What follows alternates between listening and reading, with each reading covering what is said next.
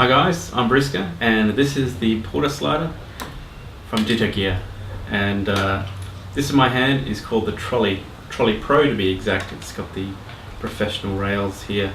This is the trolley for the time lapse that runs across the track, and you can set this at intervals however you please. So the first thing I want to do is talk about the trolley itself.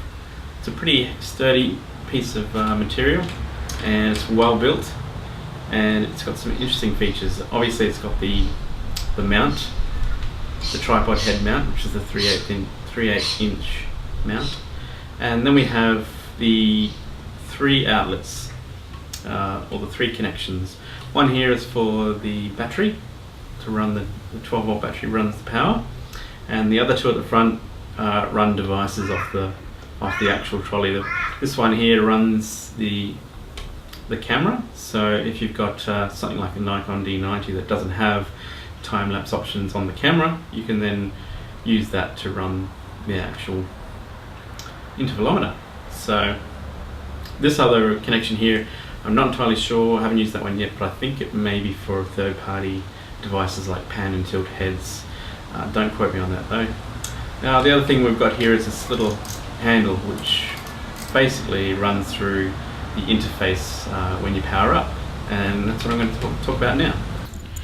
Rightio, so what I'm going to do is power up the PortaSlider with the 12 volt battery.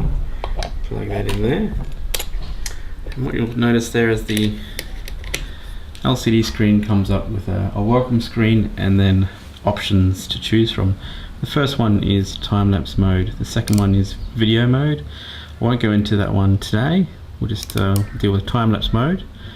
So we want to select the option that you want with the wheel on the side of the trolley. So to select, you just push in the handle and you've selected time-lapse.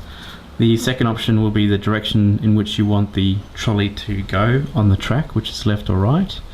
Depending on which way your track is facing, either choose left or right.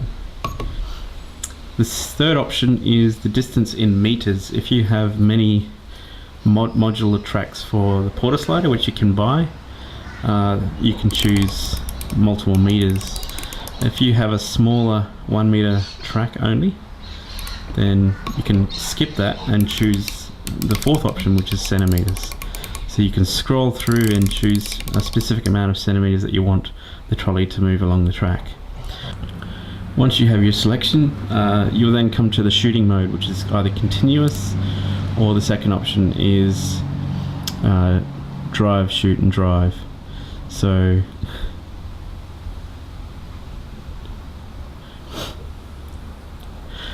basically the difference between the two is that the first one, continuous, is that the trolley never stops, it just keeps moving along the track and never stops, and the camera just shoots as the trolley moves along.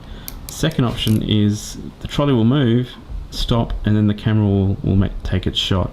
So I usually use this mode for my time-lapse features. It's just a lot better, and I find it a bit easier to control. So we'll shoot the second option there.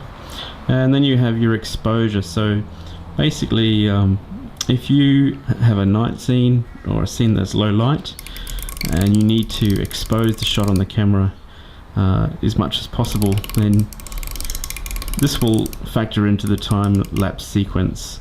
So if you put 5-second exposure on your camera, then it's probably a good idea to have maybe 5 or more seconds exposure on here.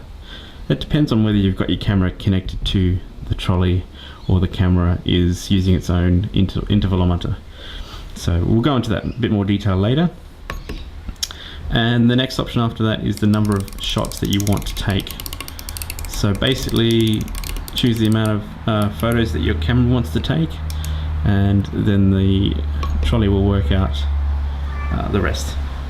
So then we have intervals, which means intervals between shots. So every time the trolley in drive, shoot, drive mode, it'll stop, and this determines how much time that the trolley should be stopped for. So it might be 5 seconds. And once you've done that, you're ready to go. And if you're ready to go, let's just press the button in